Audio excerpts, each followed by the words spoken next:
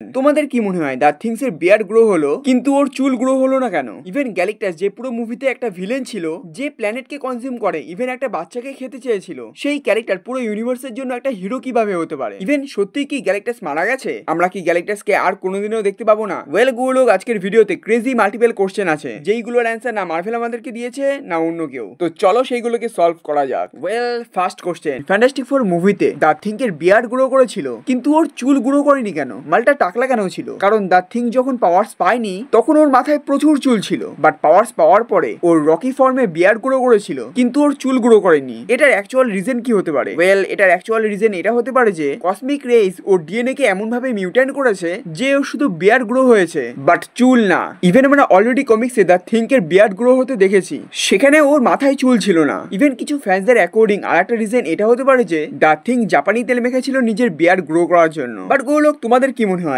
এটার actual reason কি হতে পারে? ওয়েল সেকেন্ড কোশ্চেন, তোমরা কি জানো ফ্যান্টাস্টিক ফোর ফার্স্ট মুভিতে যাকে আমরা ভিলেন ভেবেছিলাম দ্য গ্যালেকটাস, সে অ্যাকচুয়ালি পুরো ইউনিভার্সের হিরো ছিল। হ্যাঁ আমি জানি তোমাদের মনে কোশ্চেন আসতে পারে যে গ্যালেকটাস যে পুরো পৃথিবীকে খেতে চেয়েছিল, একটা ছোট্ট বাচ্চাকে মারতে চেয়েছিল, সেই ক্যারেক্টার হিরো কিভাবে হতে পারে? অ্যাকচুয়ালি আমরা জানি গ্যালেকটাস নিজের খিদে মেটানোর জন্য প্ল্যানেটকে কনজিউম করে। ইভেন এর আগেও হাজারো প্ল্যানেটকে কনজিউম করেছেও। বাট যখন গ্যালেকটাস রিড রিচার্ডের ছেলে ফ্র্যাঙ্কলিন রিচার্ডকে দেখলো তখন ও ভাবলো যদি এই বাচ্চাকে গ্যালেকটাস খেয়ে নেয় তাহলে ওর লাইফ টাইমের খিদে শেষ হয়ে যাবে, এরপরে ওকে আর কোনো প্ল্যানেটকে কনজিউম করতে হবে না। বাট রিড রিচার্ড ওর ছেলেকে দেয়নি, ইভেন গ্যালেকটাসকে লাইট ইয়ার্স দূরে টেলিপোর্ট করে দিয়েছে। হ্যাঁ আমি জানি এই কারণে আর্থ বেঁচে গেছে, বাট সেই প্ল্যানেটগুলোর কি হবে যেগুলোকে গ্যালেকটাস এখন খাবে? সেই প্ল্যানেটের বিংস আর ক্রিয়েচারদের কি হবে? তাদের মৃত্যুর দায়ী কে হবে? অবশ্যই ফ্যান্টাস্টিক ফোর। হ্যাঁ এটাও ঠিক যে ইউনিভার্সকে ব্যালেন্স রাখার জন্য গ্যালেকটাসকে প্ল্যানেট কনজিউম করতেই হবে, না হলে ইউনিভার্স অটোমেটিক্যালি কলাপস করে যাবে। ইভেন যেহেতু এখন গ্যালেকটাসের কাছে ওর স্পেসশিপ নেই, তাই ও প্ল্যানেটকে কনজিউম না করতে পেরে মারা যাবে, আর এই কারণেই ধীরে ধীরে ইউনিভার্স ডিস্ট্রয় হওয়া শুরু হবে।